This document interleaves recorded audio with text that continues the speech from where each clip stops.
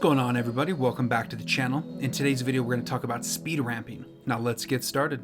Now let's head down here in the timeline. I have this clip of this kid skateboarding, riding, does an ollie kickflip, and then lands. So I want to play with the speed around the time he does the trick. I'm going to activate and click the clip, which then opens up the effect controls for the clip. It gives you all the information, the motion, the scale. Down towards the bottom you're going to see speed, and I'm going to drop that drop down menu. And I'm not going to work from here because I prefer to work in the timeline on this, but you're going to see every time I add something, it's going to add it up in here, like you would for the keyframing for any of the other items up here. So let's head down here in the timeline. I visually want to open this up so it's easier to see. You can come over here to the left and just grab the handle and drag it up and bring it up that way, or undo that. You can also, as long as you're hovering anywhere over the equator between the video and then the audio down below, hold down Shift and scroll on your mouse, you can blow it up that way. So now I have this nice and open, I'm going to start to work on it. So you're going to see this line here, this is for the opacity. If you don't see this line, come over to the wrench and make sure that show video keyframes is checked. So I unchecked it, you can see it's gone. Come back up here, show video keyframes. So now you see this line. So right now this line represents the opacity. You can see if I turn it down, the video will drop in opacity. Turn it up. You can set keyframes, you can play with the opacity that way. But I want to change it so we're not dealing with the opacity, I want to change it so we're dealing with the speed. So come over to the effects tab, which is right here in the corner, you can see. I'm going to right mouse click, time remapping, speed, and you also see opacity. Opacity where it is now, you can see the check right there. But we're going to change its speed, and it's going to lower this line down here. Now this is going to represent the speed of the clip. So if I raise it, it obviously speeds it up. If I shorten it, it slows it down. Undo that, undo that. So obviously I don't want to lower the speed of the entire clip. I want to pick specific points to manipulate. So let's just play to right when he takes off. So say right here is where I want to start playing with the speed. So we need to put a keyframe here. So we can come over here to the pen tool, either do shortcut P or just click the pen tool there. So now I have the pen tool. So I can add keyframes wherever I want to then manipulate the speed from that point. So let's just say we'll do one right here. So now we've added one keyframe here that we want to work with.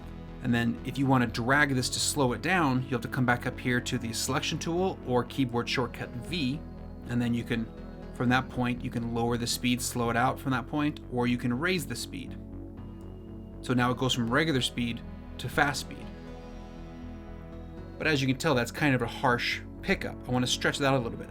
So on the top here, you're going to see the little gray handles. If you grab one and stretch it out, you're now creating this ramp to be able to over time adjust the speed so it's not a hard wall line. And that represents the ramp for the speed ramping, because you can change and ramp up or ramp down the speed. So once you have that stretched out to whatever level you want, so I want to start here at regular speed, slowly ramp up to the speed that I desired at the end, and now it's going to be the full fast speed that I said I wanted. So now you're saying from here it's normal speed. As soon as it hits this keyframe that we split, it starts to ramp up and go faster to the desired speed we set going forward. And you can tell here the edges are a little sharp. As long as one of these sides are highlighted, you're going to see this little bar in the middle. And if you grab the top and turn it, you can see how the edges roll so it's nice and smooth. It has a smoother transition. And the further you bend it, you can make it as aggressive as you want, or if you want to stretch it out so it's nice and slow. That just depends on the effect that you want. So now I've got it so it slowly speeds up, hits the full speed I want, and let's say when it lands here, I want to then speed back down. So I could go back and grab the pen tool and then drop it and then go grab the selection tool, but that's kind of a pain. A little shortcut is, so if I hold down Command temporarily, it turns this into a pen tool where I can place down a keyframe. And as soon as I let go, I automatically go back to my selection tool. So it just saves you time from going back and forth. Or you can do the keyboard shortcuts, P for pen, and then switch back to V for selection tool. So once again, I'll grab the little handle, stretch it out, and then with the selection tool, I'll bring this back down to where I want. And you'll see the number down here, it's saying 140, 130. That way you can go back to 100% like the original video. But right here, you can tell the edges are much different. This is a much more sharp drop, where this is much softer. So once again, I'm just gonna grab one of these handles. It doesn't matter which one, just highlight one. It'll activate this. And then you can bring it over and you can see it bend and make it much smoother. So now when I go to playback, it's gonna have that nice slow, and it's gonna speed up real fast, and then go back to slow again. Now say you decide, okay, well this is great, but I want to adjust this, but I'm not sure exactly where I want to. If you grab one of these handles and drag left and right, you're going to see the program monitor. It's going to give you a start frame and an end frame. So it's essentially saying you can adjust it to wherever you want it to actually start. So let's decide right where that tail hits the ground, right there. If I let go, it'll automatically move it there. And then let's go to this other point, and let's say bring it back. Let's say I want it to be a faster rise. You can do it there. And then if I grab this third one, which is the beginning of the speed down, you can move that. So I can say right when the skateboard hits the ground, that's where I want to start speed down and go back to normal. So then if I play back, so that's a good way to know exactly which frame that it's active on. And then like I said, you can manipulate these any way. And also if you grab the center here or grab any of these sections, you can bring it up or down. So say we decide we want it to be a little slower there instead. We can bring it, slow it down, and then bring up the first half and bring up the landing. So now I'm saying I want it to be faster at the beginning and then slow down during the trick.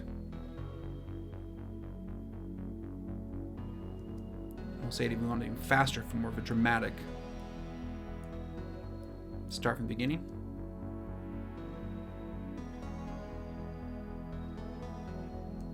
There we are.